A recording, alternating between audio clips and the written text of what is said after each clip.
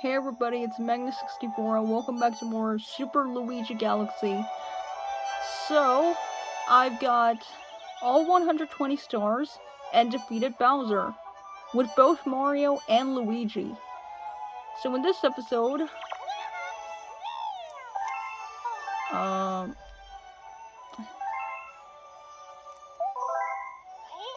we've already rescued you, Peach. You don't need to send your 21 of mushrooms. So anyway, we're truly gonna end off this playthrough, this new playthrough on Mario Galaxy, by going to the Grand Finale Galaxy. Let's go to the Grand Finale Galaxy? Yes. Okay then.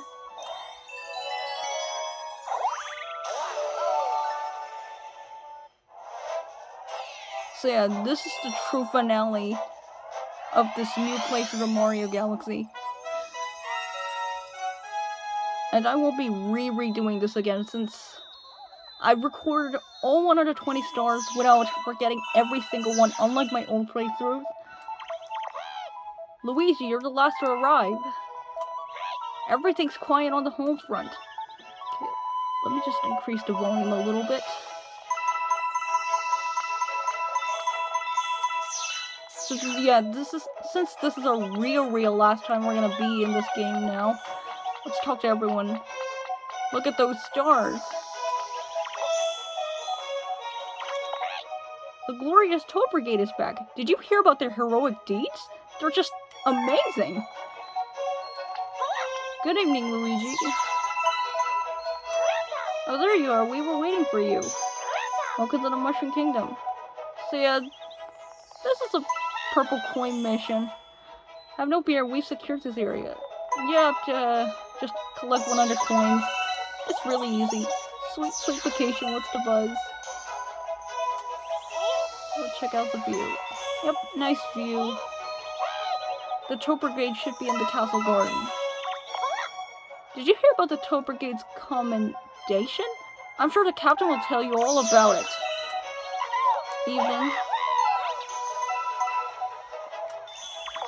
The queen says hello. I can't believe it's the famous Luigi! Can I have your autograph?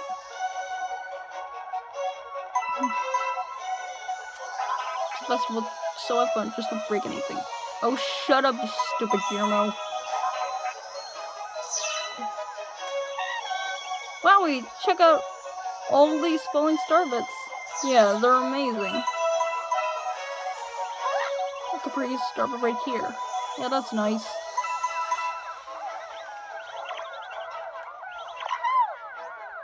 The Toad Brigade is an inspiration to toads everywhere.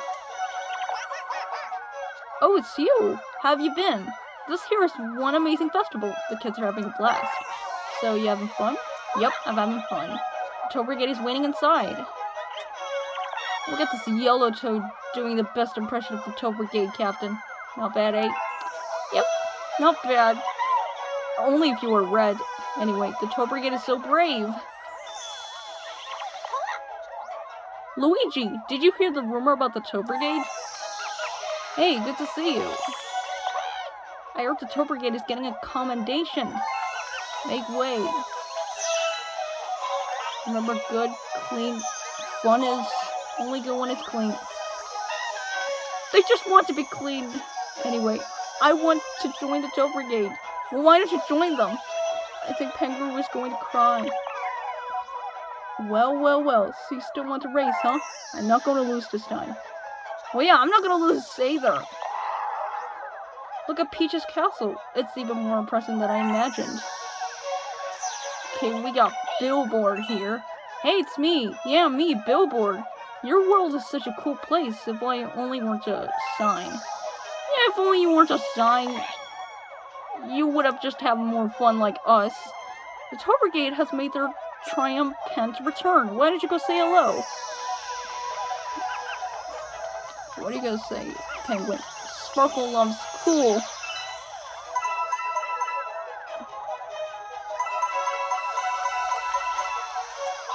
Better not catch you littering. Shut up. Gearmoths are also my least favorite characters from the Nintendo games. The captain is right over there. Go ahead and talk to him. And I'm gonna just go talk to Captain Toad. Mr. Luigi, you gotta hear this. We did such a good job. They're promoting us to Royal Guards. With me as the Royal Guard commander, no one will ever capture Princess Peach again. Ever. Koopas, Boos, Giants, Overgrown Moles, whatever. Bring it on. So it's the guy who's not even gonna protect Princess Peach well in his own game. Obviously, the only obstacle in this level is this burning roast. And it is possible to die by just touching this burning roast. Unless you just you just turn the fire off by spinning like I just did. Anyway, gosh, I'm a royal guard? I don't know if I should salute myself or not. Well, maybe you should. Midnight snack. Well, I roasted your midnight snack. Anyway, did they really promote that guy to Royal Guard Commander? But the leader is the least brave of them all. Yes, he is.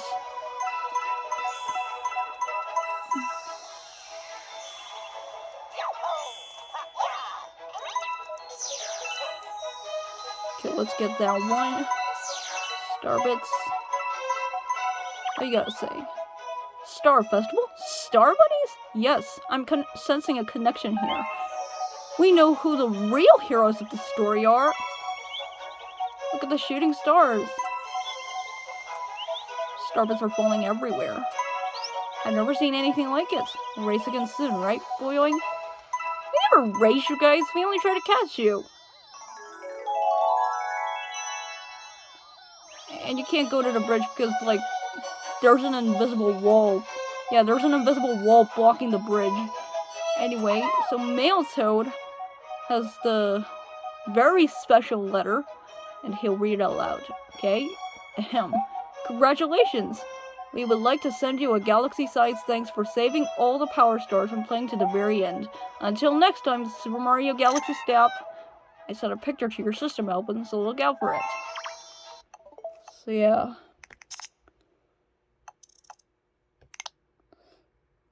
Yeah, you already know that I already got these pictures for both Mario and Luigi.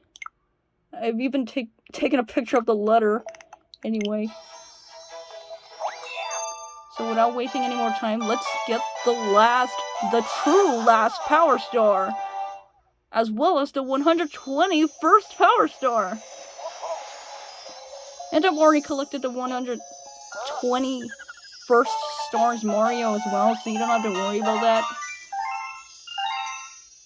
Now before we really end this LP, we're gonna go to the library to read the storybook.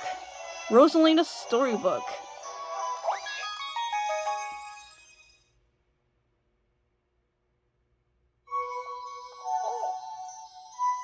Mamma mia, why are there so many Lumas? Let us begin. Okay, let us begin.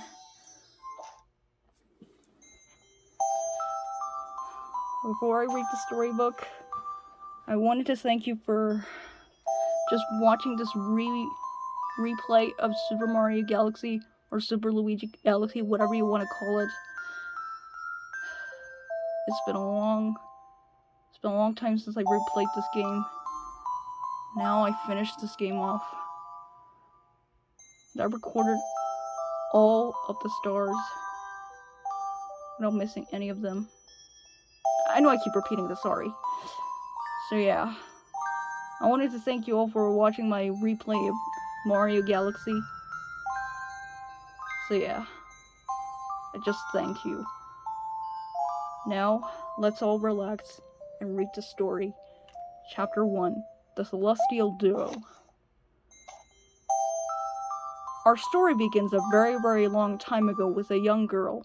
One day, this girl spotted a rusted spaceship holding a small star child. "What's your name? Are you lost?" the girl asked the star child. "I'm Luma, and I'm waiting for Mama. She's coming for me on a comet," said the star child, who had been waiting day and night. "Don't worry, I'll wait with you," the little girl promised Luma. At nightfall, the little girl borrowed her father's telescope and peered into the sky. She looked and looked, but she saw nothing. Hours turned into days and then years, but still the sky revealed nothing. Finally, the little girl sighed and said to Luma, "If we stay here looking much longer, I'll be an old lady soon." But then she had an idea. "Why don't we go out there and find your mother ourselves?"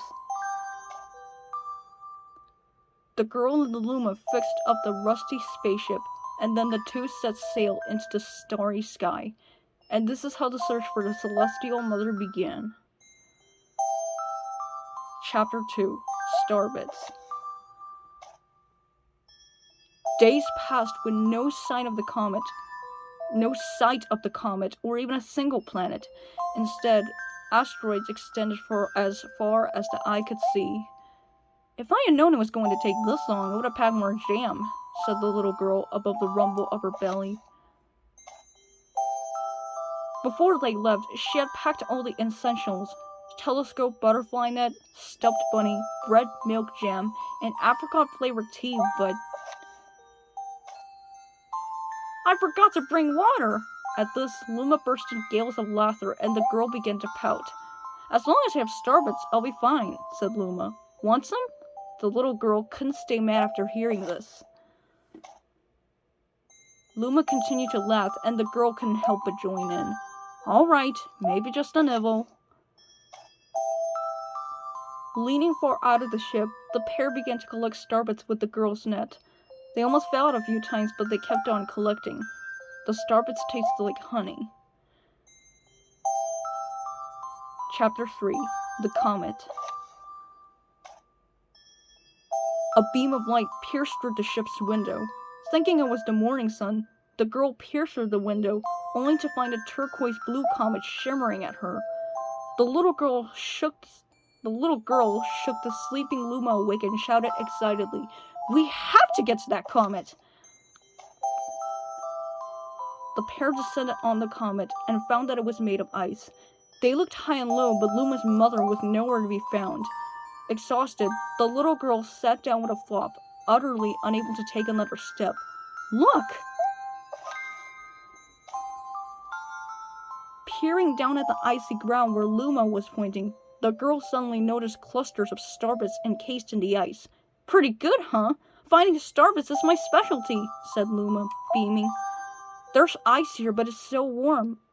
I'll bet there's water here too." The two decided to stay on the comet for a while. Riding the turquoise comet, the pair continued their search for Luma's mother. Chapter 4. The Dream. One night, the girl dreamed about her own mother. "Where are you going?" she asked her mother, retreating back. Without turning, her mother replied, "Don't fret, dearest. I'm not going anywhere. I'm always watching over you like the sun in the day and the moon in the night." A wave of sadness washed over the girl. "What about when it rains and I can't see the sun or the moon?" Her mother thought for a moment before responding. "I will turn into a star in the clouds and wait for your tears to dry." When she awoke, the girl's face was damp with tears. "You have starbits in your eyes," said Luma to the girl. Wiping her face, the girl replied, "These are tears, not starbits. I'm crying because I'll never see my mother ever again." At this, Luma began to cry too. "Mama, oh Mama, why?" The pair traveled through the starry skies, and though they encountered many other comets, not one of them held Luma's mother. Luma was despondent. Now, Luma, the rain clouds won't go away if you keep crying," the girl said, giving Luma a squeeze. "I'll give you a present if you stop." The girl closed her eyes and said gently, "I'll take care of you." With these words, she felt a small spark in her heart. Chapter 5. Home. "The kitchen will go here, and the library will go over there," the girl said busily to herself. "We'll put the gate here." Ever since the girl took Luma under her care, she'd been bustling about at a feverish pace. It's a lot of work, but it's worth it to make a happy home. It turned out the Starbits weren't the only things buried in the ice. There were tools and furniture unlike any they had ever seen, and the girl used them to build a home. Looking at the completed house, Luma remarked, "Don't you think it's awfully big for just the two of us?" With a library, bedroom, kitchen, fountain, and gate, it was certainly spacious, but still, something seemed to be missing. "If only my father, brother, and mother were here," the girl said wistfully. Indeed, the house was too large for its two small residents. That night, clutching her favorite stuffed bunny close to her heart, the girl fell asleep in the starship. Chapter 6. Friends. Then one day, while the girl sat sipping tea, a tiny apricot-colored planet appeared on the horizon. From the planet, another Luma of the same color emerged. "Do you two know each other?" the girl asked the two Lumas gleefully. Despite the girl's excitement, they seemed uneasy. The two Lumas neither drew closer nor backed away from each other. Instead, they just stared. Then one Luma broke the silence. "My mama!" At once, the apricot Luma parroted back, "My mama! My mama! My mama! My mama!" The two Lumas began to dance around the girl frantically, and later showed any sign of stopping. The girl was so charmed by this adorable scene that she couldn't help but laugh, and that's when something very strange happened. Suddenly, more Lumas began to pop out from the apricot planet. They were all different colors, but they all shouted the same thing. "My mama! My mama!" The sight of all of the shouting Lumas only made the girl laugh harder. "What am I going to do with all these children?" The Lumas just stared blankly as she doubled over laughing. "I guess we'll have to name each and every one of you." Tomorrow, once she had finished naming them all, she would begin moving all the Lumas into the new house. Chapter 7. The Telescope. After seeing their 100th comet, a sudden thought popped into the girl's head. "I wonder if my home planet is still as blue as it was." That's when she remembered her father's telescope. Peeking into the telescope, a tiny blue dot floated into sight. It was smaller than a starbit. How strange! It's so far away, but it feels so close. She twisted the knob of the telescope, and the blue dot grew until she could make out a grassy hill dotted with flowers. It seemed very familiar to her. Zooming even closer, a terrace on the hill came into view. I used to go stargazing there when I lived on my home planet. She remembered rubbing the sleep out of her eyes as she followed her father up that hill to look at the stars. She remembered how she and her brother would sled down that hill. She remembered having picnics with her mother on that hill on bright and windy days. And "I want to go home! I want to go home right now!" The girl burst into tears, and the Lumas didn't know what to do. "I want to go home! I want to go back to my house by the hill! I want to see my mother!" The girl was shouting now, her face wet with tears. "But I know she's not there! I knew all along that she wasn't out there in the sky because...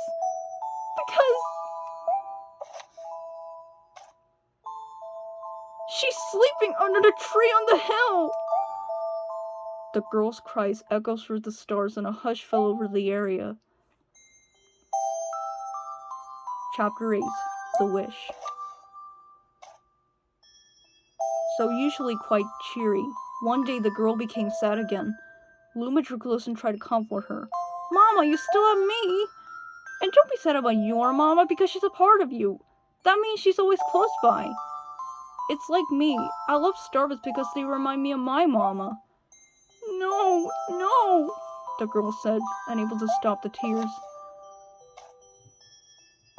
A lonely look flickered across Luma's face, but it was soon replaced by a wide grin. "I have an idea. I will transform into a comet, a soaring comet that can carry you all on this journey." With that, Luma, trailing bands of white, soared high into the sky just as quickly started to plummet back down. Kaboom! Kablam! The ground shook and a bright light poured out of the crater that the Luma had created. The bands of light twisted together to form a comet tail, and then Luma emerged, reborn as a comet. The girl could scarcely believe her eyes. But how? She kept asking. Our destiny as Lumas is to transform into different things, said a red Luma who had suddenly appeared. Stars, comets, planets, we can become all of these things. When I grow up, I want to become a star that makes someone special smile, said a green Luma. A blue Luma chimed in. That Luma turned into a real cutie of a comet, didn't he? All of the Lumas together said, No more crying, Mama. Thank you, said the girl in a whisper, and she pulled the Lumas close and hugged them.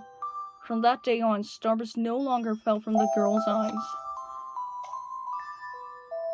The comet set forth for the girl's home planet, its long tail blazing proudly behind it. Final chapter.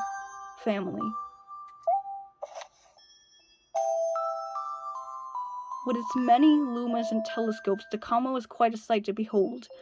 The girl and the Lumas were proud to call it home. At a welcoming party for a new Luma, the girl gathered everyone in the kitchen and said in a louder voice than usual, All right, everyone, let's make a cake! A cake sprinkled with starbits, then it'll be a star cake! The Lumas excitedly began to gather the ingredients. As she watched the Lumas scurry about, the girl smiled and thought to herself, This is my family now, and I will stay with them until they're ready to leave the nest. And when they do leave, I'll see them off with a smile, because that's what makes a mother happiest.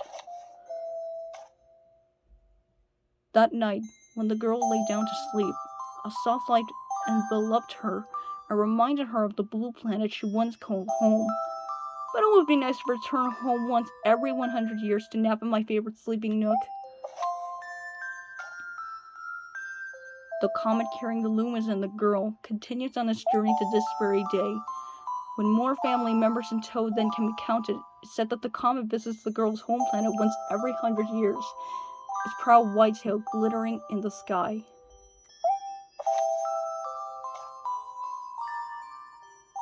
The end.